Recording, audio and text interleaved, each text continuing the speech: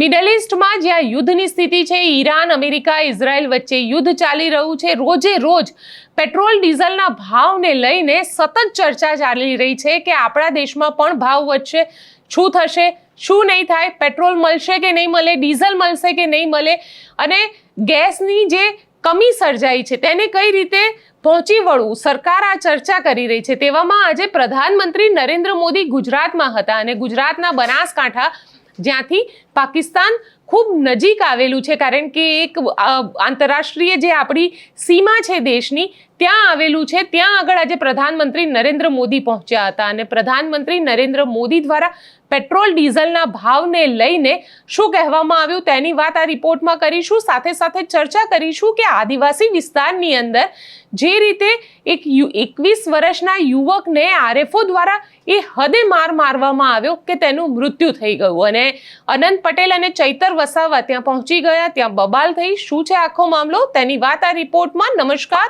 હું છું ગોપી ગાંગર અને આપ જોઈ રહ્યા છો નિર્ભય ન્યૂઝ. છેલ્લા એક મહિનાથી ઈરાન, ઇઝરાયલ અને અમેરિકા વચ્ચે અત્યારે યુદ્ધ ચાલી રહ્યું છે અને આ બધાની વચ્ચે સ્થિતિ એવી આવી છે કે આપણા દેશની અંદર પેટ્રોલ ડીઝલ મળશે કે નહીં મળે, આ સવાલ લોકોને થાય છે. સાથે સાથે સવાલ એ પણ થઈ રહ્યા છે કે ગેસ જે છે એ એલપીજી ગેસના સિલિન્ડર માટે લોકોએ લાઇનમાં ઊભું રહેવું પડે છે. આજે બુકિંગ કરાવે તો 20-25 દિવસે તેમનો વારો આવે છે. પણ આજે પ્રધાનમંત્રી ગુજરાતમાં હતા. ગુજરાતની અંદર સેમિકન્ડક્ટર પ્લાન્ટનું ઉદ્ઘાટન કરવામાં આવ્યું સાણંદની અંદર, અને ત્યારબાદ તેઓ બનાસકાંઠા પહોંચ્યા હતા. બનાસકાંઠા જે પાકિસ્તાન બોર્ડરથી નજીકનું આપણો જિલ્લો ગણાય, અને ત્યાં આગળ જ્યારે પ્રધાનમંત્રી પહોંચ્યા હતા અને યુદ્ધ વિશે જ્યારે વાત કરી રહ્યા હતા તે વખતે પ્રધાનમંત્રીએ એવું સ્પષ્ટ કરી દીધું કે પેટ્રોલ ડીઝલના ભાવને લઈને જ્યાં સુપર પાવર કન્ટ્રીઝ એટલે કે અમેરિકા જેવા દેશોની અંદર પણ 10-15% વધારો જોવા મળે છે, ત્યાં આપણો ભારત દેશ છે કે જ્યાં આગળ ₹1 પણ હજી સુધી પેટ્રોલ કે ડીઝલના ભાવમાં વધારો નથી કરવામાં આવ્યો. શું કહ્યું પ્રધાનમંત્રીએ અહીંયાથી યુદ્ધને લઈને અને ખાસ કરીને પેટ્રોલ ને ડીઝલના ભાવને લઈને તે સાંભળીએ. बीते कुछ समय से आप देख रहे हैं दुनिया के कई देश युद्ध, अशांति और अस्थिरता से घिरे हैं. वेस्ट एशिया में जो हालत बने हुई है उनका असर पूरी दुनिया पर है.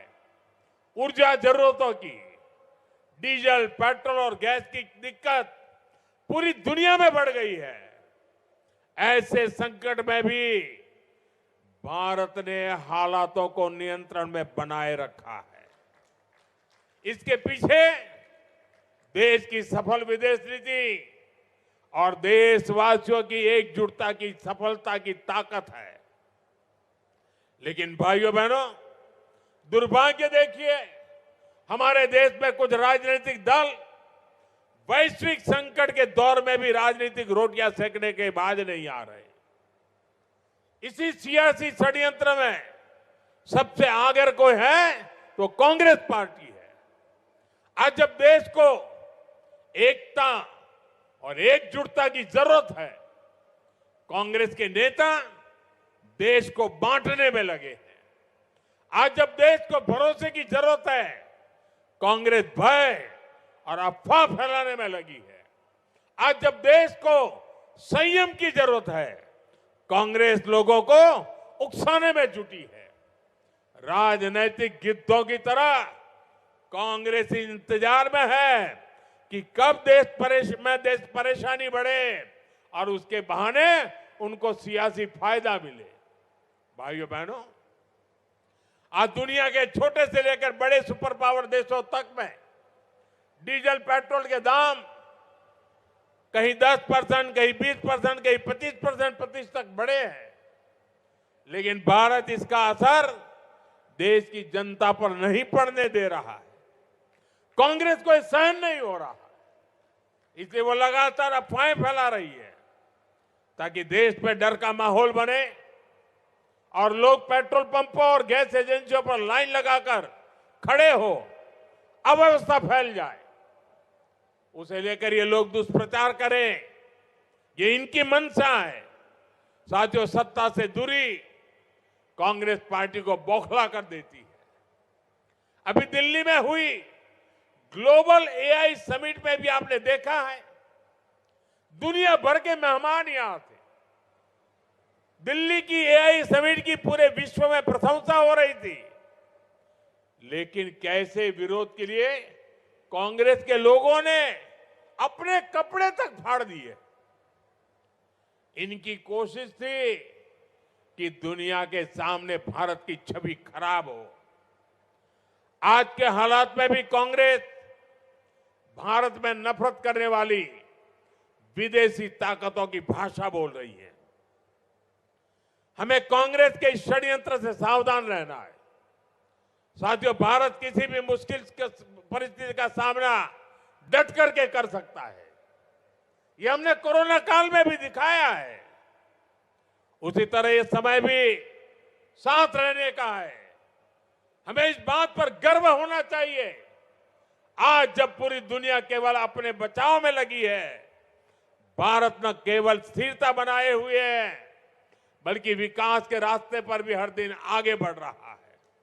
आज गुजरात में हुए हजारों करोड़ के विकास प्रोजेक्ट का लोकार्पण और शिलान्यास इसका एक जीता जागता उदाहरण है। સ્થાનિક સ્વરાજની ચૂંટણી નજીક છે અને ત્યાં આગળ વિધાનસભાના અધ્યક્ષ શંકર ચૌધરી પણ હાજર હતા. શંકર ચૌધરી જે વખતે બનાસકાંઠાથી લોકોને સંબોધિત કરી રહ્યા હતા ત્યારે પ્રધાનમંત્રી માટે એમને એવી વાત કરી દીધી કે ખુદ પ્રધાનમંત્રી શંકર ચૌધરીની ચાલુ સ્પીચમાં ઊભા થયા, તેમને બે હાથ જોડી જનતા જે છે તેમને વંદન કર્યા.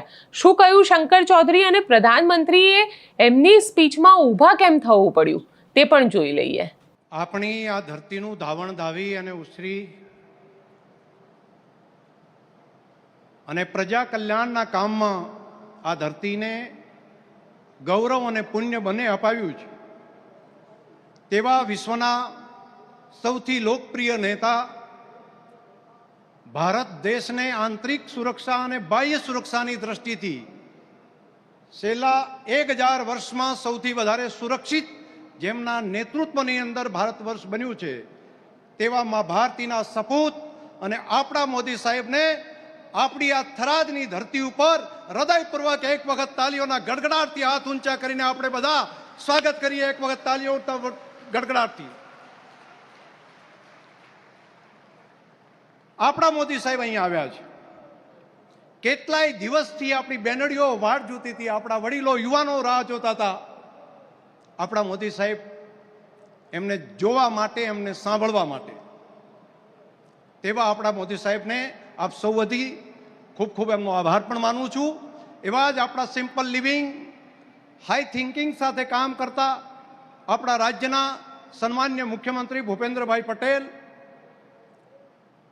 હમણાં જ જેમણે સંબોધન કર્યું, આપણા બનાસકાંઠાની ડીસાની ધરતીના સપૂત, યંગ એન્ડ ડાયનેમિક, ઉર્જાવાન ડેપ્યુટી મુખ્યમંત્રી માન્ય શ્રી હર્ષભાઈ સંઘવી, ભારતીય જનતા પાર્ટી પ્રદેશના સન્માન્ય અધ્યક્ષ અને વડગામના વરનાવાડાના વતની માન્ય શ્રી જગદીશભાઈ વિશ્વકર્માજી, મંત્રીમંડળના સૌ સન્માન્ય મંત્રીશ્રીઓ, માન્ય ધારાસભ્યશ્રીઓ, માન્ય સંસદ સભ્યશ્રીઓ, સૌ અધિકારીશ્રીઓ અને વિશાળ સંખ્યામાં આપણા મોદી સાહેબને સાંભળવા માટે અહીંયા ઉપસ્થિત વાલા ભાઈઓ અને બહેનો. મોદી સાહેબ અહીંયા આવે ને એટલે હૃદયથી ખૂબ રાજીપો થાય. છેલ્લા 4-5 દિવસથી બધા લોકો ગામડે ગામડે અલગ અલગ કાર્યક્રમ કરીને મોદી સાહેબને મળવા માટે થનગની રહ્યા હતા. અને અહીંયા હું જોઈ રહ્યો છું હજારોની સંખ્યાની અંદર મારી માતાઓ બહેનો એ તો કેટલાય દિવસથી રાહ જોતી હતી, ગાણા ગાતી હતી અને ક્યારે અમારા વીરાને અમે મળીએ એ પ્રમાણેના બધા ગાણા પણ ગામે ગામ ગાઈ અને જાણે દિવાળી જેવો ઉત્સવ હોય તેવો ઉત્સવ આપણા ભાવ થરાદ અને બનાસની આ ધરતી ઉપર હતો. અને સૌથી આનંદ એ બાબતનો છે કે મોદી સાહેબ અહીં આવ્યા છે ત્યારે ભારતને વધુ સુરક્ષિત કરવા માટે એક મોટું એરપોર્ટ અહીંયા આગળ એમણે નિર્માણ કર્યું અને આજે એની અંદર વિમાન ઉતાર્યું. મોદી સાહેબે વિમાનમાં બેસીને આપણી ધરતી ઉપર અહીંયા આવ્યા. પહેલી વખત કદાચ આ ઘટના હશે. અને વિમાનમાં અહીંયા સુરક્ષાની દ્રષ્ટિથી આપણો દેશ, આપણો સરહદી વિસ્તાર વધારે મજબૂત થાય તે માટેનું તો કામ કર્યું, પણ સાથે સાથે બીજી એક ભેટ લઈને આવ્યા છે કે અહીં આગળ આપણા વિસ્તારની અંદર આપણા બાજુના જ ગામની અંદર, આ નાણીની બાજુમાં જ સાપરા ગામ છે, ત્યાં આગળ સિવિલ આપણા એવિએશનનું માટેનું ટર્મિનલ બનાવવાની મંજૂરી પણ રાજ્ય સરકારને સૂચના આપી છે. એટલે અહીંથી બલોરમાં બેહીને આપણે બહાર પણ જઈ શકીએ અને આપણું કામ પણ અહીંયા થઈ શકે. તે પ્રમાણેનું કામ ભારત સરકારની ઉડાન સ્કીમ અંતર્ગત એ કામને આગળ વધારવાનું કામ પણ આપણા મોદી સાહેબે હાથ ઉપર લઈ લીધું છે. આ નાની ઘટના નથી. અહીંના ખેડૂતોનો તૈયાર થયેલો માલ આખો જિલ્લો ઓર્ગેનિક આપણે બનાવવા જઈ રહ્યા છીએ. પ્રાકૃતિક ખેતી કરવાનો આપણે સંકલ્પ કર્યો છે. તો અહીંથી તૈયાર થયેલી શાકભાજી, અહીંની તૈયાર થયેલા ખેતીના પાકો, એ બટાકા હોય, દૂધની પ્રોડક્ટો હોય, એ અહીંયા દેશના બાકીના સ્થાનો પર પહોંચાડવા માટે, સમયસર પહોંચાડવા માટે અને અહીંથી બાકીના દેશના બીજા દેશો સુધી પહોંચાડવા માટેનો એક રોડ મેપ આપણા મોદી સાહેબે આવતી નવી પેઢી માટેનું ઉજ્જવળ ભવિષ્ય એમણે સુનિશ્ચિત કરી દીધું છે. એ માટે હું હૃદયપૂર્વક આ આખી સરહદી વિસ્તારના પ્રજાજનો વતી માન્ય મોદી સાહેબનો હૃદયપૂર્વક ખૂબ ખૂબ આભાર માનું છું. બીજો એક આભાર માનવાનો બાકી રહી ગયો છે. સાહેબ અહીંયા મુખ્યમંત્રી હતા ત્યારે આ તાલુકાને, લાખણી તાલુકાને લાખેણો તાલુકો એમ કરીને એમણે નવો તાલુકા તરીકેની રચના મોદી સાહેબે આપી હતી. અને હમણાં જ થોડા જ સમય પહેલા એક નવો જિલ્લો અહીંયા આગળ આપ્યો છે. વાવ થરાદ જિલ્લાની ભેટ પણ માન્ય પ્રધાનમંત્રી સાહેબે, માન્ય મુખ્યમંત્રી સાહેબને કહીને આપણને આપી છે. એના માટે પણ એમનો આભાર માનવો પડે. અને એટલું જ નહીં, સાથે સાથે રા તાલુકો, ધરણીધર તાલુકો, ઓગળ તાલુકો સહિત નવું વહીવટી સરળતા રહે એ માટેની પણ ઘણી ભેટ આપી છે. એટલે પણ આપણે આભાર માનવાનો. અને બીજું, તમે દુઃખના દિવસો આપણે બધાએ જોયા જ. દુષ્કાળની અંદર અહીંથી માઇગ્રેશન કરીને, હિજરત કરીને બહાર કમાવા માટે આપણે જવું પડતું હતું. આ ધરતીના સપૂત મોદી સાહેબ મુખ્યમંત્રી બન્યા. નર્મદાનું પાણી આ ધરતી ઉપર પહોંચે અને અહીંથી ઘર પરિવારને છોડી અને હિજરત કરીને બહાર કમાવા માટે જવું પડતું હતું. તે નર્મદાની નહેરો લાવી અને મોદી સાહેબે કાયમી જે દેશવટો આપણે બહાર જવું કાઢવો પડતો એમાંથી આપણને મુક્ત કર્યા. એટલું જ નહીં, જ્યાં નર્મદાની નહેરો નથી ત્યાં સુજલમ સુફલમ નામની નવી નહેર બનાવી. પાણી માટે આપણે ટળવળતા હતા અને એ વખતે કેટલાય લોકોએ વિરોધ કર્યો હતો કે આ સુજલમ સુફલમની અંદર પાણી નહીં આવે. આંદોલન ચાલતા હતા. પરંતુ આપણા ઉપર જે દુષ્કાળના ઘા વાગવાના હતા એ એમણે છાતી ઉપર ઝીલી અને આપણી ધરતી ઉપર સુજલમ સુફલમની કેનાલ કરી. અને સુજલમ સુફલમ કેનાલના કારણે આ વિસ્તારની ધરતીનું પાણી બિલકુલ નીચે જતું રહ્યું હતું. એને ફરી પાછું ઉપર લાવવાનું કર્યું. અને બધાની હાજરીમાં આજે મારે કહેવું છે કે સાહેબ, અહીંયા પાણી માટે, પીવાના પાણી માટે વલખા હતા. આજે ઉનાળાની અંદર પણ આ સુજલમ સુફલમ કેનાલની અંદર પાણી સાહેબ ભરાયું છે. એ આપની આ મહેનત, દિગ્દ્રષ્ટિના કારણે થયું છે. અને આ વાત સાથે સંમત હોય તો બે હાથ ઊંચા કરીને તાલી પાડો, નહીતર કહેશે કે શંકરભાઈ એકલા બોલે છે. ચાલુ રાખો તાલી બધા. આ એટલા માટે, બસ આ એટલા માટે હું કહું છું કે એટલું જ નહીં, તે પછી 5,000 કરોડ રૂપિયાના ખર્ચે આખા બનાસકાંઠા, પાટણ અને વાવ-થરાદ જિલ્લાના ગામોમાં જે નર્મદાનું પાણી ના પહોંચ્યું હોય તે ગામો સુધી પાઇપલાઇનથી તળાવો ભરવા માટેની યોજના પણ મંજૂર કરી અને કેટલીક યોજના તો કાર્યરત કરી દીધી. પહેલા એ કહેતા, મને યાદ છે, આજે મારે જાહેરમાં કહેવું પડશે કે સાહેબ એ વખતે વીજળી માટે આંદોલન ચાલતા અને ત્યારે એટલા બધા કેટલાક લોકો તો એ પ્રમાણે બોલતા કે ત્યારે મનની અંદર આપણું કાળજું કપાતું.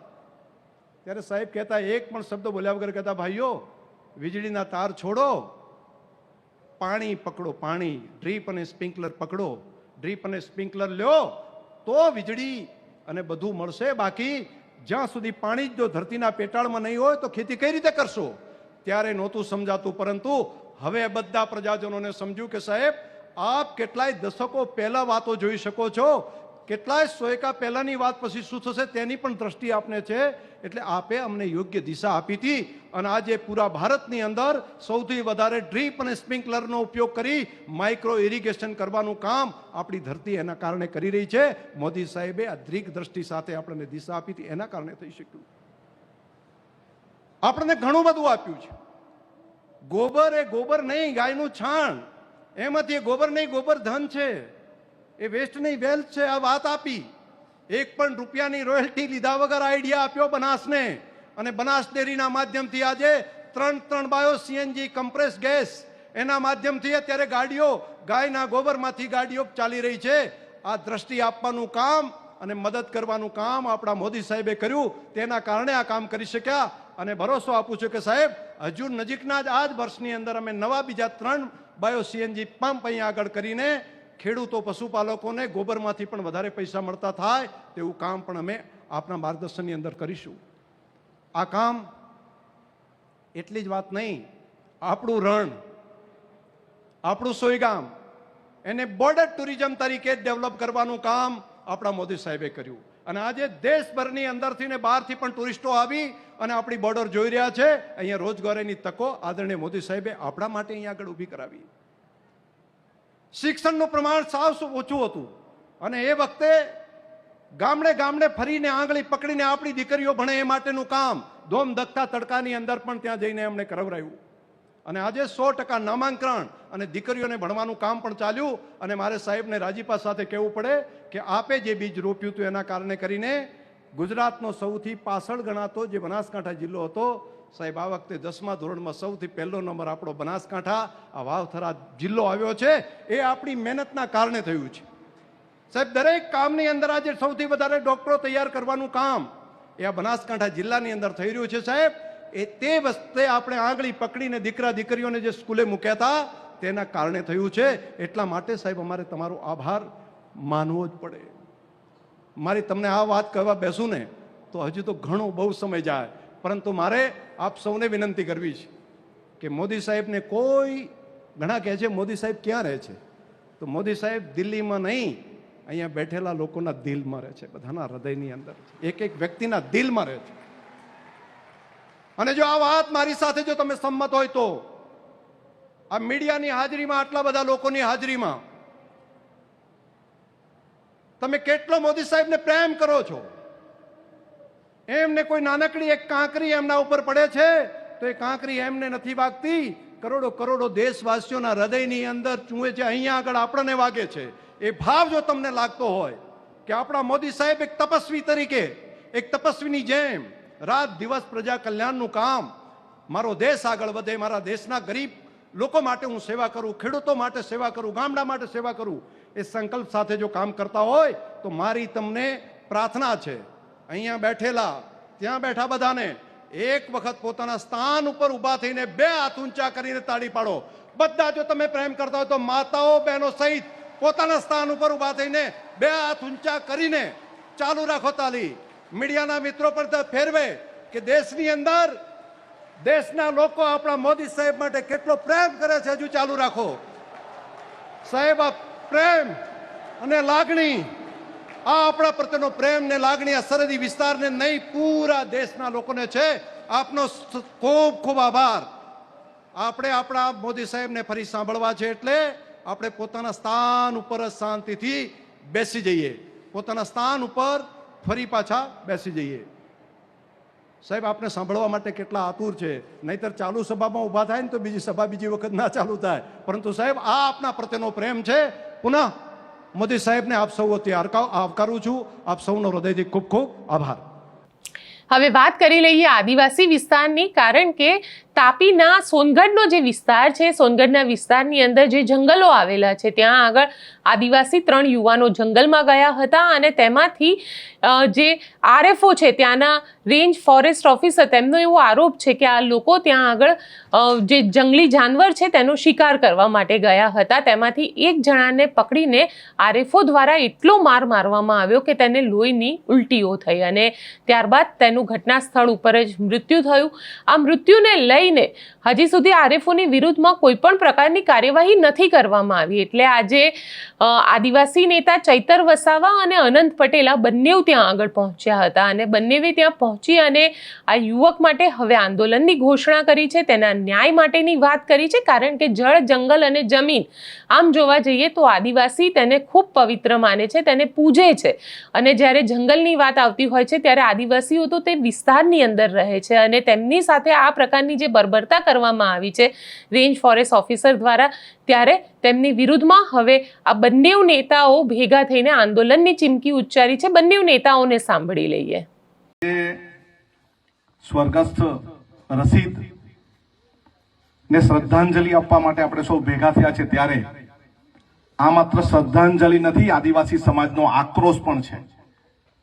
એક યુવાનને ઢોર માર મારીને મારી નાખવામાં આવે અને આપણા લોકો હજુ પણ ડર્યા કરે, એ કોઈ પણ સંજોગે ચલાવી લેવાનું નથી.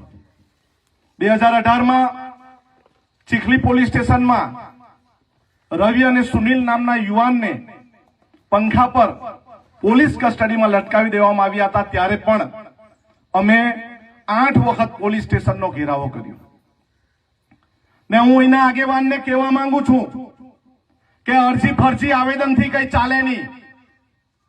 અને અહીંયા પોલીસ ઉભા હોય, પોલીસ કોઈ ઇન્ચાર્જ પોલીસ હોય તો અહીંયા આવો. પીઆઈ છે, પીઆઈ ભાઈ બેરા થઈ ગયા કે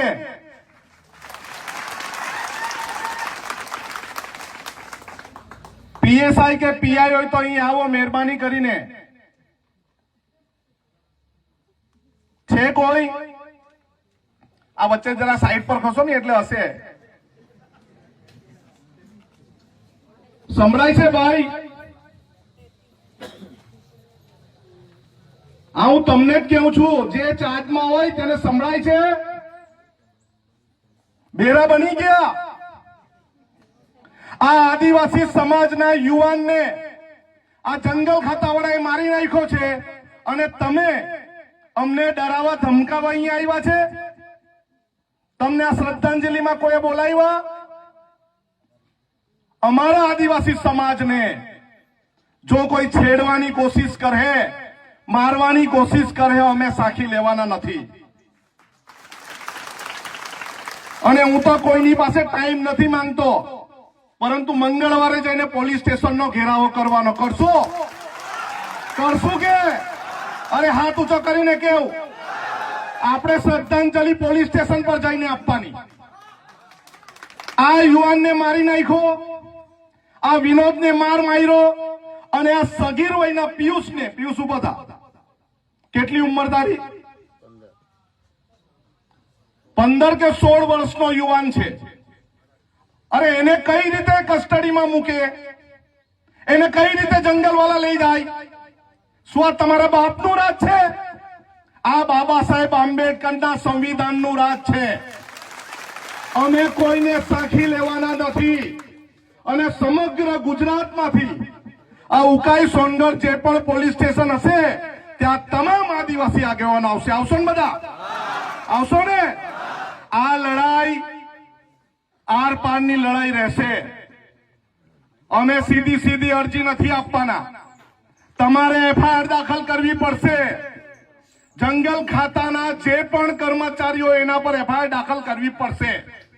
અને જ્યાં સુધી એફઆઈઆર દાખલ ન થાય, માનવ વધનો ગુનો દાખલ ન થાય, એટ્રોસિટી એક્ટ મુજબનો ગુનો દાખલ ન થાય, ત્યાં સુધી અમે પોલીસ સ્ટેશનમાં બેસું બધા? બેસું ને? નહીં તો ફરી પાછા કોઈ આપણા દીકરાની શ્રદ્ધાંજલિમાં આપણે બેસશું. ફરી પાછા જંગલ ખાતામાં માપણી કરવા આવે તો યુસુફ જેવા પર કેસ થશે ને આપણા પર ટીયર ગેસ છોડશે. શું હવે આપણે ખાવા તૈયાર છે? હવે આપણે જવાબ આપવા તૈયાર રહેવું પડશે. પ્રશ્ન પૂછવાનો નથી, આપણે જવાબ આપવાનો છે કે તમે ક્યાં સુધી શ્રદ્ધાંજલિ કાર્યક્રમમાં અહીં ઉપસ્થિત થયેલા આપણા સમાજના તમામ વડીલશ્રીઓ, માતાઓ, બહેનો, યુવાનો, આજે આ દુઃખની ઘડીમાં અમારે કોઈ વિશેષ ભાષણો કરવાના થતા નથી અને વધારે કંઈ બોલવાનું થતું નથી, પણ એક અમારા જેવા આગેવાનોને પણ એક દુઃખ થાય કે આપણી વસ્તી, આપણો વિસ્તાર અને આપણા વિસ્તારમાં પણ આ પ્રકારે જ્યારે બહારના લોકો આપણા એક 21 વર્ષના યુવાન દીકરા રશીદ જેવા દીકરાને નાની અમથી કોઈ ભૂલના લીધે જો મારીને આ પ્રકારના મરણ નિપજાય ત્યાં સુધી, માનવ વધ કરી નાખે ત્યાં સુધી મારે, તો આપણા બધાના જે પણ અમે બધા આગેવાનો છે, અમારા બધાનું માથું ઝૂકી જાય છે.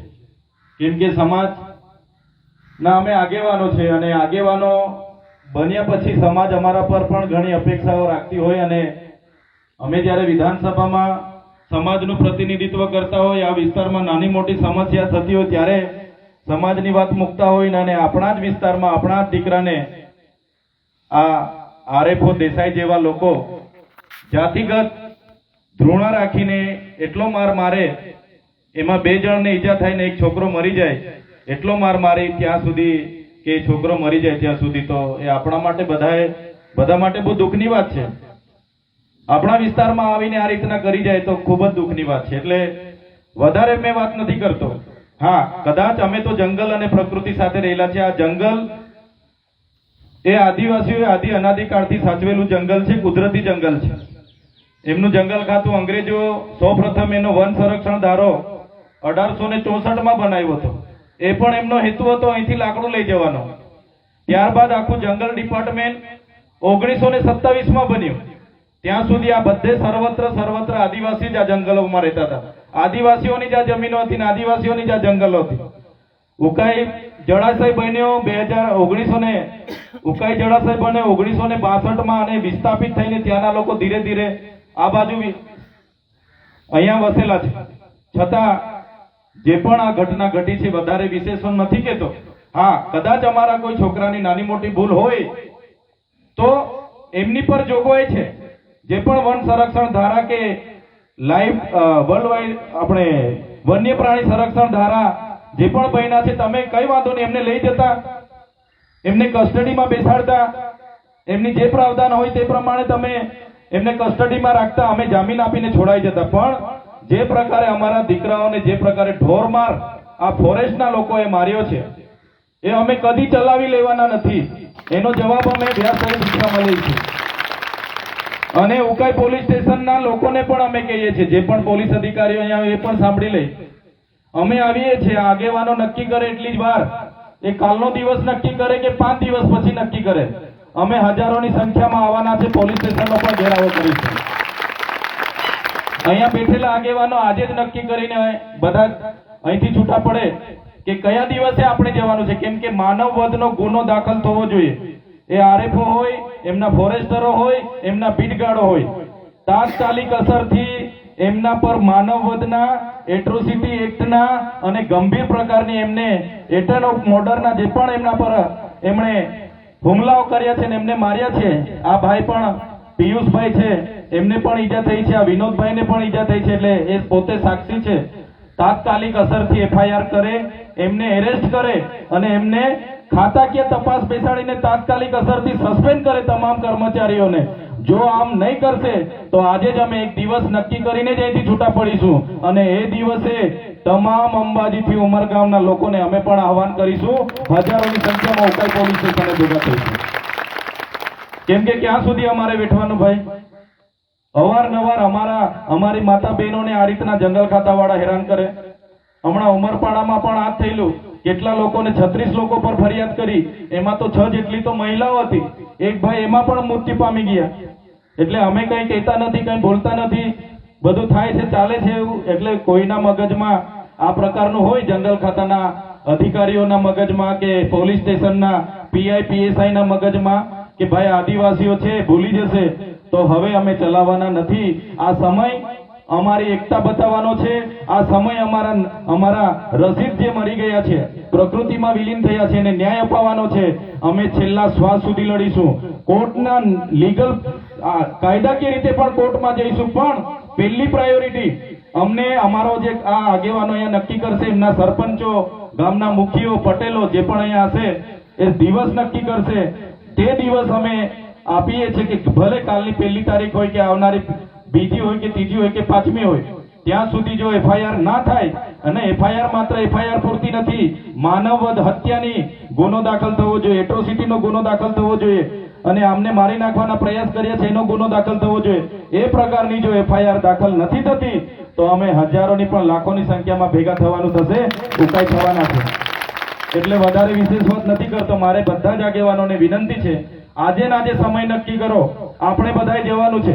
આજે આપણા રસીદને મારી નાખ્યા લોકો, કાલે ઉઠીને તમારા મારા દીકરાને મારી નાખશે. આ જ રીતના આપણે થોડું કાયમ બેઠવાનું છે. એટલે આજે નક્કી કરો, અને ક્યારે આપણે ઉકાઈ પોલીસ સ્ટેશને પહોંચવાનું છે એ દિવસ અને સમય બધાને કહી દો. આપણે મોટી સંખ્યામાં બધા જ લોકોને મારે વિનંતી છે, આપણા સમાજને બધાએ જ અપીલ કરીને તે દિવસે હજારોની સંખ્યામાં ત્યાં આપણી એકતા બતાવવા માટે બધાએ ઉપસ્થિત થવાનું છે. ત્યારે જ એફઆઈઆર થશે, અને ત્યારે એફઆઈઆર થશે, આ લોકો કસ્ટડીમાં હશે, સસ્પેન્ડ થશે, ત્યારે જ આપણા દીકરાને ન્યાય મળશે. એ જ મારી વિનંતી છે. જોહાર. અને ફરી એકવાર આપણી વચ્ચે આપણો યુવાન દીકરો નથી રહ્યો, એમને ફરી એકવાર શ્રદ્ધાંજલિ અર્પું છું અને એમના પરિવારને સાંત્વના પાઠવું છું. અમે તમારી સાથે છે. બધો આખો સમાજને જ્યારે બોલાવવાનો થશે ત્યારે આખા સમાજને પણ ત્યાં ઉપસ્થિત કરીશું. આપણા દીકરાને ન્યાય અપાવીને જ અમે જંપીશું. ધન્યવાદ. સ્પષ્ટ છે કે આ આદિવાસી યુવકના ન્યાય માટે થઈ અને હવે આમ આદમી પાર્ટી હોય કે કોંગ્રેસ હોય, બંનેના આદિવાસી નેતા ભેગા થઈ ગયા છે. બંને આદિવાસી નેતાને ખબર છે કે જો સાથે રહીશું તો જ સરકારની સામે જીત મળી શકશે, અને એટલા જ માટે થઈ અને આ બંને નેતાઓ ભેગા થઈ અને આ બંને નેતાઓએ આવનારા સમયમાં આંદોલનની ચીમકી ઉચ્ચારી છે. જોઈએ હવે એ બંને નેતાઓ આ જે યુવક છે તેના પરિવારને ન્યાય ક્યાં સુધીમાં અપાવી શકે છે. આપ શું માનો છો મને કોમેન્ટ બોક્સમાં ચોક્કસથી લખીને જણાવજો, અને અમારી ચેનલ નિર્ભય ન્યૂઝને લાઇક, શેર અને સબસ્ક્રાઇબ કરવાનું ભૂલશો નહીં. આભાર.